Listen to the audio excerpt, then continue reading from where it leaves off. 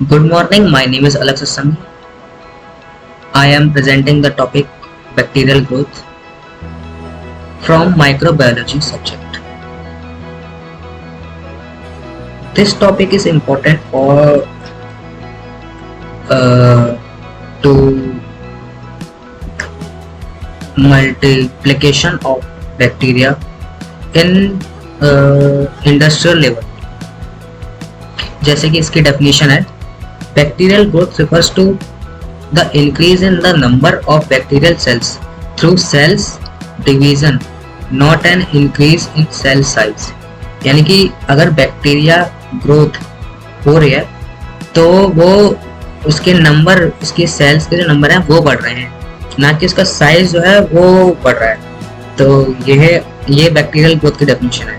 तो इसका की पॉइंट क्या है? अंडर फेवरेबल कंडीशन, यानी कि जो बैक्टीरिया को सबसे सुटेबल कंडीशन लगती है उसमें वो बहुत तेजी से मल्टीप्लाई करता है, रैपिडली मल्टीप्लाई करता है.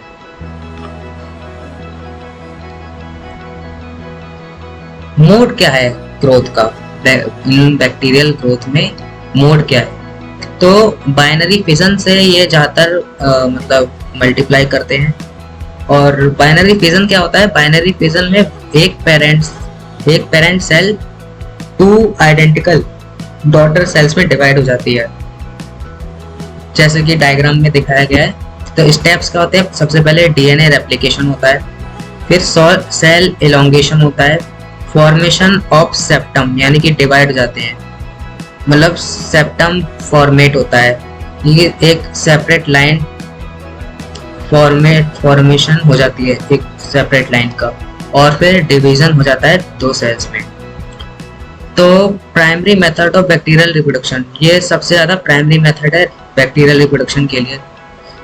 It is a fast and efficient process, ये सबसे ज्यादा तेज और अच्छा प्रोसेस है बैक्टीरियल ग्रोथ के.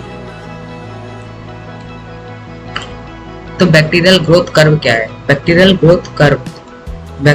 ग्रोथ जो है वो एक डेफिनेट पैटर्न को फॉलो करता है जब उसको कल्चर किया जाता है एक सिस्टम में. तो इसका एक कर्व है, जिस ग्राफ बनाते हैं तो इसका एक कर्व निकलता है. इसमें 4 फेज होते हैं: lag phase, log phase, stationary phase and death phase. तो इस सबसे पहले लैग फेज में क्या होता है? लैग फेज में इनिशियल फेज ऑफ ग्रोथ का सबसे पहला फेज होता है, और इस समय बैक्टीरिया धीरे धीरे उस एनवायरनमेंट को एडॉप्ट कर रहा होता है. तो इसके सेल में कोई इंक्रीज नहीं होता है, इसकी मेटाबॉलिक एक्टिविटी सबसे ज्यादा हाई होती है. मेटाबॉलिक एक्टिविटीज सब मतलब जैसे उसको कल्चर किया जाता है तो वो मतलब चीज़ों को मतलब खाता है और उसके बाद मतलब उसको यूज़ करता है. फिर उसके मेटाबॉलिक एक्टिविटीज होती हैं, एनाबॉलिज्म, कैटाबॉलिज्म, ये सब चीज़ें होती हैं, तो वो सबसे ज़्यादा हाई होती है. Synthesis of enzymes and proteins occurs, यानी कि जो भी मतलब ग्रोथ के लिए जरूरी हैं उसमें synthesis of enzymes and protein और एंजाइम का सिंथेसिस चालू हो जाता है, occurs.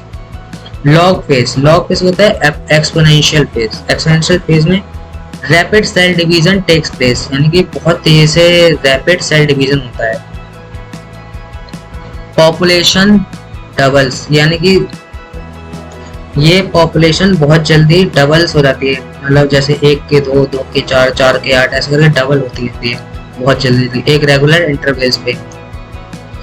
Sales are most active and healthy, यानी कि इस समय सेल सबसे ज्यादा एक्टिव होती हैं और हेल्दी भी होती है. Highly sensitive to antibiotic and environmental changes,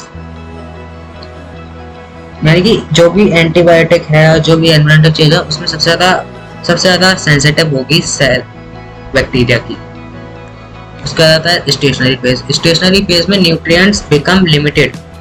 इसमें क्योंकि अब लॉग फेज में और लैग फेज में वो सारे मतलब जो भी चीजें हैं जो उसको कल्चर मीडियम दिया गया है वो उसने पूरा उसको खा के खत्म कर दिया है, अब कुछ उसके पास खाने के लिए बचा नहीं है, तो न्यूट्रिएंट मीडियम लिमिटेड हो जाते हैं. वेस्ट प्रोडक्ट एक्यूमुलेट, यानी कि जो खाता है वो फिर निकालता है तो फिर वेस्ट प्रोडक्ट एक्यूमुलेट हो जाते हैं, कुछ बचा नहीं खाने के लिए. Rate of growth equals rate of death, यानी कि जितना ग्रोथ हो रही है उतनी डेथ भी बराबर हो जाती है सेल्स की. पॉपुलेशन साइज रिमेन्स कांस्टेंट, यानी कि पॉपुलेशन साइज अब बराबर हो गया, यानी कि बढ़ नहीं रही है, अब बिल्कुल सेम मतलब पैरेलल लाइन में चल रही है। Some bacteria form spores to survive, यानी कि कुछ बैक्टीरिया होते हैं वो स्पोर्स बना देते हैं सर्वाइव करने के लिए, इसको स्पोर फॉर्मेशन कहते हैं। डेथ फेज, डेथ फेज क्या होता है? डेथ फेज में अब न्यूट्रिएंट्स बिल्कुल खत्म हो चुके हैं, टॉक्सिक सब्सटेंसेस इंक्रीज हो गए हैं, मतलब जो उनका वेस्ट मटेरियल है वो बहुत ज़्यादा इकट्ठा हो गया है। सेल्स स्टार्ट डाइंग रैपिडली, यानी कि बहुत तेज अब सेल मर रहे हैं। अब उनके टोटल पॉपुलेशन में डिक्लाइन होना शुरू हो गया है। फैक्टर्स क्या क्या इफेक्ट करते हैं बैक्टीरियल ग्रोथ को? सबसे पहले टेम्परेचर, टेम्परेचर में जैसे कि कोई भी एंजाइम है वो किसी सुटेबल टेम्परेचर पे ही एक्टिवेट होता है, मतलब इसकी एक रेंज होती है, उस रेंज में ही वो टेम्परेचर एक्टिवेट होता है। टाइप्स होते हैं, जैसे 3 टाइप्स होते हैं।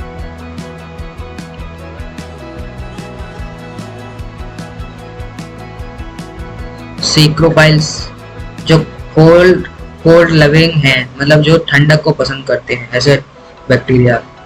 मीजोफाइल्स यानी कि मॉडरेट टेम्परेचर, यानी कि उनका मॉडरेट टेम्परेचर, ना ज़्यादा कोल्ड ना ज़्यादा वार्म। थर्मोफाइल्स यानी कि बहुत ज़्यादा हीट लविंग, बहुत ज़्यादा गर्मी पसंद करते हैं, जैसे कि आर्की बैक्टीरिया। पीएच कैसे इफेक्ट करता है? सब ज़्यादातर बैक्टीरिया नेचुरल पीएच को ही मतलब प्रेफर करते हैं अपना ग्रोथ के लिए, और एक्सट्रीम एसिडिक और एक्सट्रीम बेसिक कंडीशन में जो ग्रोथ है बैक्टीरिया की वो रुक जाती है। ऑक्सीजन रिक्वायरमेंट के लेवल पे 4 टाइप के होते हैं बैक्टीरिया। जो 4 टाइप के बैक्टीरिया हैं वो मतलब जैसे एरोबिक्स होते हैं, एरोब्स यानी कि उनको ऑक्सीजन की बहुत ज़्यादा ज़रूरत है। एनारोब्स ग्रोथ विदाउट ऑक्सीजन, वो बिना ऑक्सीजन के ही ग्रोथ कर लेते हैं। और फैकल्टेटिव एनारोब्स यानी कि वो सर्वाइव कर जाते हैं दोनों कंडीशन में, तो जरूरत मतलब किसी की भी जरूरत नहीं है, वो ऑक्सीजन में भी सर्वाइव कर जाते हैं और नहीं हो ऑक्सीजन तब भी सर्व कर जाते हैं। एक है माइक्रो एरोफाइल्स, ये लो ऑक्सीजन, उनको लो ऑक्सीजन चाहिए होती है।